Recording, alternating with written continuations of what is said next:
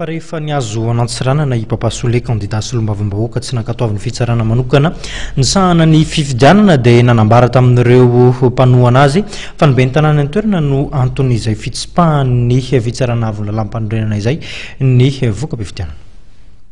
Fitsenana manetriketrika ny nandraisan'ny zanaka avaratra amin'ny Papa Soule teto Antsiranana taoriany tsy nankatoavan'ny fitsarana manokana amin'ny sahana fifidianana ny fandreseny tao amin'ity tanàna ity.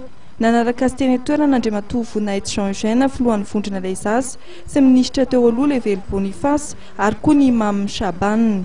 Fotoana izay nanazavan'izy ireo fa nahalohetra ara-dalàna ny candidat Papa Soule.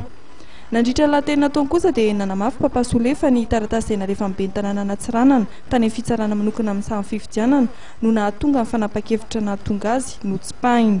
Ara-dalàna tsy anana ny fanjakana vola fa io moa ny hafarany zay fikambana zanakavatra zay mbola ivogny zegny hanatrika zay fifidianana zay misy mifagnaraka amin'ny fandimby eo ary za Papa Soule manokana ma miandry 10 taona manaraka latsaka fifidianana Solombavambahoaka fa mba micro namako aby reo koa zegny ny latsaka ben'ny tanàna sy ny communaly provincialy ary régionaly. Tsy ivona fa nahazo salanisa 320 faingo ohatra valo isanjato io Papa Soule taorian'ny Joseline Raeliante avy amin'ny Mapara nandritra fifidianana Solombavambahoaka tao Antsiranana voalohany.